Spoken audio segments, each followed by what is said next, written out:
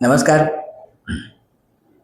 અતુલ્ય IAS અને Gujarat career એકેડેમીમાં GPSC મેન્સમાં તમારું સ્વાગત છે.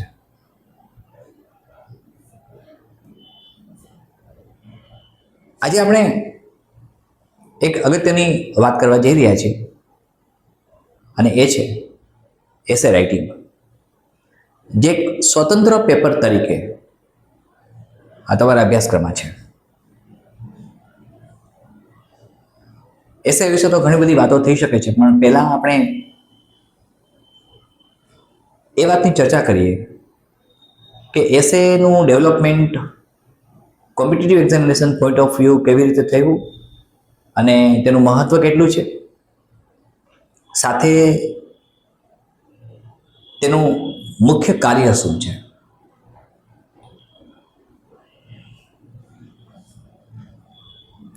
તમે જાણો છો તે પ્રમાણે લગભગ જીપીએસસી યુપીએસસીની પેટર્નને ફોલો કરી રહી છે. અનેક બાબતો સામે આવે છે જ્યારે આ પેટર્ન આખી ફોલો થાય છે. ત્યારે શરૂઆતના તબક્કામાં જ્યારે આઝાદી આપણને મળી એ પછીની જે પણ સિવિલ સર્વિસીસની એક્ઝામિનેશન્સ શરૂ થઈ ત્યારે એસેનું સ્વતંત્ર પેપર હતું, પછી વચ્ચે બંધ થઈ ગયું અને ફરી એક તબક્કો એવો આવ્યો કે જેમાં એસેનું પેપર ફરજિયાત થયું. માર્ક્સ પણ એના મેરિટમાં કાઉન્ટ થવા માંડ્યા. જીપીએસસીમાં આ જ મેથડ, આ જ કન્ટેન્ટ પ્રમાણે આપણે આગળ ચાલીએ તો 250 માર્ક્સ તમારે કવર કરે છે. મિત્રો,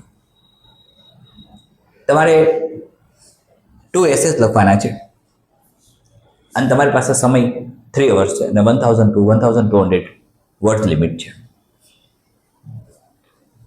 મોટાભાગના વિદ્યાર્થીઓ સમજતા હોય છે કે આપણને જીએસના ક્વેશ્ચન્સ આવડે છે, GS1, GS2, GS3, GS4, vote ever like that, તો એમાંથી આપણને નિબંધ મળી જશે. પણ એ ખોટી વાત છે મિત્રો.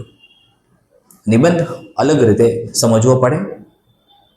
નિબંધનો કન્સેપ્ટ જ આખો જુદો છે અને એસે તમે જ્યારે લખવા બેસો છો ત્યારે તમારી વૈચારિક ક્ષમતા સતત તમારે જાતે ચકાસવી પડે છે. એક જ સેશનમાં તમને આવડી જાય એ આવશ્યક નથી. તમારે એના માટેનું પ્રેક્ટિસિંગ વર્ક કરવું પડશે. અમુક અલગ અલગ પ્રકારના એસેસ લખવા પડશે. એસેસ છે શું એ બધી વાત પણ કરીએ છીએ. ઝડપથી મારે આજના સેશનમાં તમારી સાથે ડિસ્કસ કરવાની છે. તો બેમાંથી કોઈ પણ એક એસે લખવાનો આવે જ્યારે સેક્શન એ ની અંદર અને સેક્શન બી ની અંદર બેમાંથી એક એસે લખવાનો આવે, એટલે તમારી પાસે 4 એસેમાંથી 2 એસે લખવાના આવે. હવે એક્ઝેક્ટલી આ એસે છે શું? તો પહેલી વાત, જીપીએસસીની ગાઈડલાઈન મુજબ, કે જે યુપીએસસીની ગાઈડલાઈન પ્રમાણે ચાલે છે એસે માટે, એ ગાઈડલાઈન એવું કહે છે કે એસેની અંદર તમારા વિચારો તર્કસંગત હોવા જોઈએ. લેખન કૌશલ્ય તર્કસંગત, ક્રમબદ્ધ રીતે ગોઠવાયેલું હોવું જોઈએ અને તમારા વિચારોની અભિવ્યક્તિની મૌલિકતા પર ધ્યાન આપવામાં આવશે.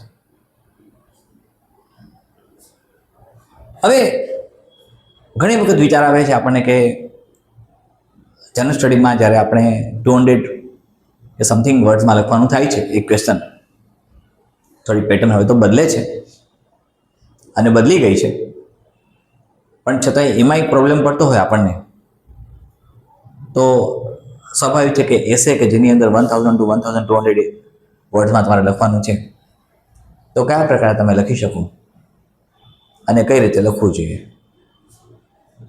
આવા એક સામાન્ય સવાલો લગભગ દરેક સ્પર્ધક પરીક્ષક મિત્રને આવતા હોય છે. દરેક સ્પર્ધાત્મક પરીક્ષા કે જેની અંદર આ એસે ઇન્વોલ્વ છે અથવા મેન્સ ઇન્વોલ્વ છે. સીધી સાદી ભાષામાં વાત આપણે કરીએ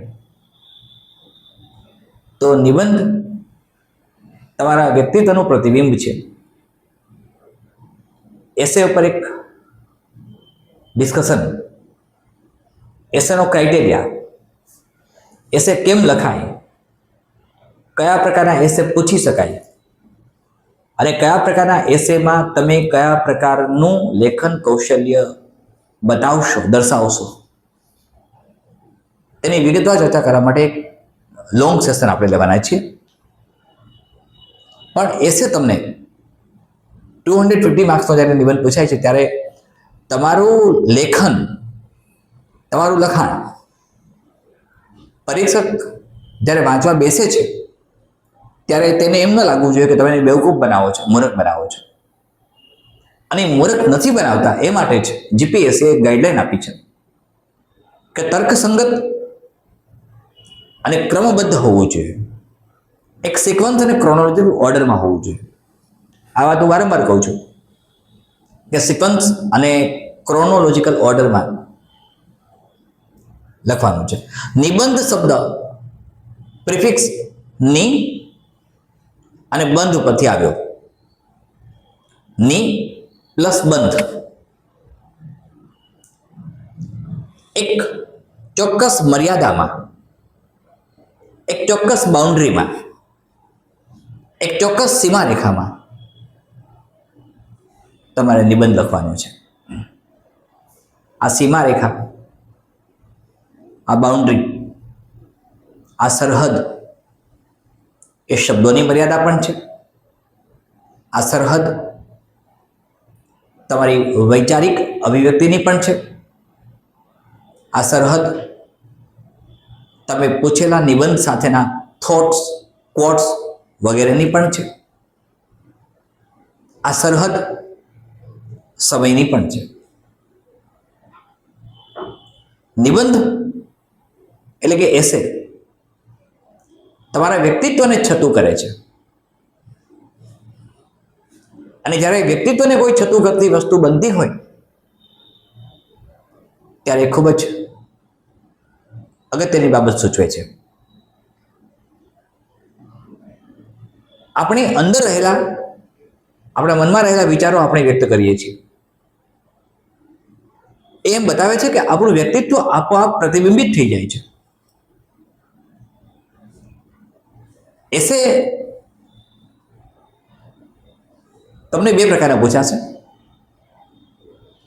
એક ડિબેટેબલ એટલે જેના પ્લસ માઇનસ, એડવાન્ટેજ ડિસએડવાન્ટેજ બંનેની ચર્ચા કરી શકે તેવા, અને એક નોન ડિબેટેબલ એટલે કે જેના પ્લસ માઇનસ અથવા તો એડવાન્ટેજ ડિસએડવાન્ટેજની ચર્ચા ન થઈ શકે તેવા.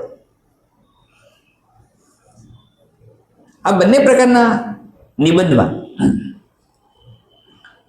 કઈ કઈ મહત્વની બાબતો આવે, તેનું સ્ટ્રક્ચર કેવું હોવું જોઈએ, તમે કઈ વિગતો લખી શકો છો, તમે શરૂઆત કેમ કરો છો, તમારા વિચારોને અભિવ્યક્ત કરવા માટે તમે કયા કયા ઉપકરણોનો આધાર લો છો. ઉપકરણોનો અર્થ એવો થાય કે જેમાં કોઈના કોટ્સ આવે, કોઈ પંક્તિઓ આવે, ઘણી બધી વાતો આપણે ઉપકરણના સંદર્ભમાં લઈ શકીએ. તેનો ઉપયોગ તમે કેવી રીતે કરો છો અને કઈ જગ્યાએ કરો છો, યોગ્ય જગ્યાએ કરો છો, યોગ્ય રીતે કરો છો, તો એ ડેફિનેટલી એસેમાં આવે. હવે મોટાભાગના વિદ્યાર્થીઓ નિબંધથી ગભરાય છે, ભાગે છે, દૂર ભાગે છે. મેં તમને વારંવાર કહ્યું હશે અને આજે બી કહું છું કે પરીક્ષક તમારી પાસેથી તમારા વ્યક્તિત્વને છતું કરાવવા માંગે છે. પરીક્ષક તમે કેવું વિચારો છો તેવું સાબિત કરવા માંગે છે.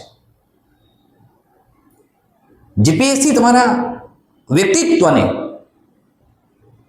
તમે કેવા છો, તમે કેવું વિચારો છો,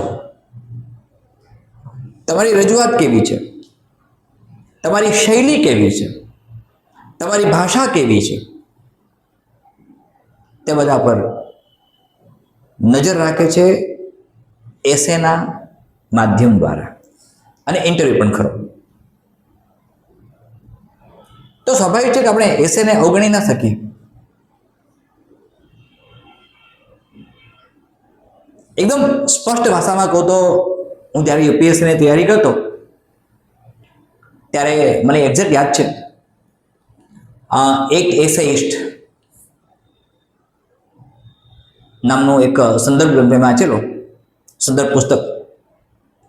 એ 8 એસેઇસ્ટ, અલગ અલગ 8 પ્રકારના જે નિબંધકારો હતા, તેમના કોન્સેપ્ટ બધા, તેમના એસેસ, તેમનો સ્ટડી મેં કરેલો. તો એક કોન્સેપ્ટ એવો આવે છે કે આપણે જેટલું વાંચન કરીએ છીએ, જેટલું વિચારીએ છીએ, તેટલું જ આપણે રજૂ કરી શકીએ છીએ. તેમ નથી. આપણા વિચારોની અભિવ્યક્તિ સ્વતંત્ર અને મૌલિક હોવી જોઈએ. કોઈ એક બાબત પ્રત્યેની તમારો એપ્રોચ કયો છે, તમારો વ્યક્તિગત અભિગમ કયો છે, તમારો વ્યક્તિગત વિચાર કયો છે. એટલે એસે ઓવરઓલ તમને બધા જ દ્રષ્ટિકોણથી તપાસે છે. હું જ્યારે બધા જ દ્રષ્ટિકોણની વાત કરું છું ત્યારે ઘણી બધી વાત આવી ગઈ એમાં. એટલે આપણે એને અલગ અલગ એંગલથી તપાસીશું. મિત્રો, ખૂબ જ અગત્યની વાતો મારે એ એસે માટે તમને કહેવાની છે, સમજાવવાની છે. અને એનો સેશન આવતીકાલે લગભગ આવી જશે, અથવા આજે પણ આવી જાય, વોટ એવર લાઈક ધેટ. નિબંધ લખવા માટે તમારે પોઈન્ટ્સ, મુદ્દાઓ સાથે નિબંધના ટોપિક્સ ખૂબ મહત્વના છે. એટલે પીવાયક્યુઝ યુપીએસસીના હોય, જીપીએસસીના હોય, જે નિબંધના પેપરમાં પૂછાયેલા હોય, એક વખત તેના તરફ નજર નાખવી. ચાહે ગાંધીયન ફિલોસોફી પર ડિપેન્ડન્ટ હોય. ફોર એક્ઝામ્પલ, એક ગાંધીયન ફિલોસોફીનું એક બેઝિક આઈડિયોલોજી છે કે means are important, not end. When these words are coming in our mind, we are definitely discussing about purity of means, not the end. So when we are going to discuss about the things like that, we should understand what we are writing and what is going to be happen in our mind. It is a direct reflection of our mind via writing skill. So be aware about it. એટલે એકદમ સક્ષમતાથી. અને એસે કોઈ પણ વસ્તુ પર લખી શકાય. For example, આ પેન ઉપર મારે એસે લખવાનો હોય, આ બોર્ડ ઉપર મારે એસે લખવાનો હોય, માત્ર બોર્ડ ઉપર, આ પેન ઉપર લખવાનો હોય, કે પાણીની આ બોટલ પર મારે એસે લખવાનો હોય, તો મારી એટલી એબિલિટી, કાર્યદક્ષતા હોવી જોઈએ કે એના વિશે હું કઈ કઈ વાતો લખી શકું, અને એ તર્કસંગત રીતે, ક્રમબદ્ધ રીતે કયા પ્રકારે તેની રજૂઆત કરી શકું. એટલે એસે માટે કોઈ નિયમ નથી. ત્યાં પણ નિયમ શબ્દ આવે છે. નિયમ, ની પ્રિફિક્સ છે, નિયમ, નિબંધ, નિરોધ.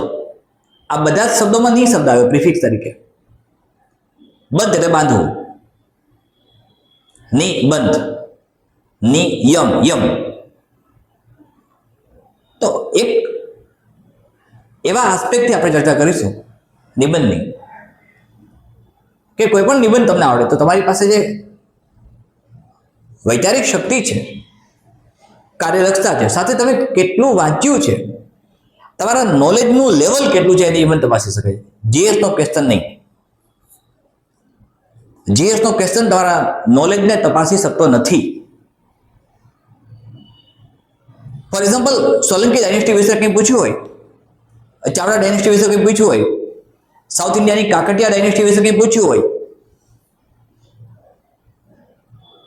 કે કોઈ પણ ઇઝમ વિશે પૂછ્યું હોય તો એ ફેક્ટને તમે જીએસના પોઈન્ટ ઓફ વ્યૂ લખી શકો છો. ત્યાં તમારા જ્ઞાનની ચકાસણી મર્યાદિત છે. તમે એ જાણો છો કે સમ્રાટ અશોકે તેના દીકરા અને દીકરીને બંનેને શ્રીલંકા બૌદ્ધ ધર્મના પ્રચાર અને પ્રસાર માટે મોકલ્યા. તમને ચાઇનીઝ ટ્રાવેલરના નામની ખબર છે જે ભારતમાં આવ્યા. પણ નિબંધ કોઈ પણ ઓબ્જેક્ટ ઉપર જ્યારે પૂછાય છે, કોઈ પણ મુદ્દા પર પૂછાય છે, ત્યારે તમારા જ્ઞાનની કક્ષાની ચકાસણી થાય છે. તમારા વાંચનની, તમારા પૂર્વ જ્ઞાનની, તમારી કાલ્પનિક શક્તિની, તમારી વૈચારિક શક્તિની, તમારી કાર્યદક્ષતાની, તમારી ભાષાની અને સાથે તમારા વ્યક્તિત્વની. એટલે મિત્રો, આપણે ઘણી બધી વાતો નિબંધ વિશે કરીશું. તમને હું એક્સપર્ટ બનાવી દઈશ નિબંધમાં. હા, તમારા પૂર્વ જ્ઞાનનો આધાર લેજો. આગળ જે વાંચ્યું હોય એના આધાર આપણે સમજીશું. જે પણ તમે વાંચ્યું છે એના આધારે મોટે ભાગે નિબંધનો સીધો સંબંધ એથિક્સ સાથે હોય છે. હવે એથિક્સને આપણે જ્યારે ડિફાઇન કરીએ છીએ, નીતિશાસ્ત્ર, એ પ્રકારના જનરલી નિબંધ યુપીએસસીને ગમે છે, ખૂબ જ ગમે છે. યુપીએસસી મોટે ભાગે આ પ્રકારના એસેસ પસંદ કરે છે. અને ક્યારેક ક્યારેક તો નિબંધની લેંગ્વેજ એટલી અટપટી હોય છે યુપીએસસીમાં તો કે તમારે ઇંગ્લિશ વર્ઝનનો જ આધાર લેવો પડે. હિન્દીમાં સમજાય જ નહીં એવા શબ્દો મૂક્યા હોય. એટલે તમારે અંગ્રેજી ભાષાનો આધાર લઈને જ તેનું ઇન્ટરપ્રિટેશન કરવું પડે છે. તમને હું સમજાવીશ કે કયા પ્રકારે, કઈ રીતે આપણે ઇન્ટરપ્રિટેશન કરીએ છીએ. મિત્રો, જીપીએસસી મેન્ટરશીપ માટે એકદમ નિઃશુલ્ક મેન્ટરશીપ છે. તમે કોઈ પણ પ્રશ્ન જીપીએસસી મેન્સ માટે આવતો હોય તો વિના સંકોચે પૂછી શકો છો.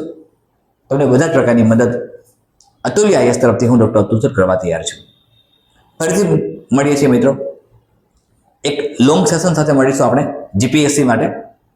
પહેલાં આપણે એસએ માટે મળીએ છીએ અને પછી પેપર 1, પેપર 2, પેપર 3 જે પણ પેપર્સ છે જીએસના, એના પોઈન્ટ વાઇઝ ડિસ્કશન કેમ કરવી અને એમાં કયા પ્રકારનું તમારું લેખન કૌશલ્ય હોય અને કયા પ્રકારે લખી શકો તેની પણ આપણે ચર્ચા કરીશું. ધન્યવાદ.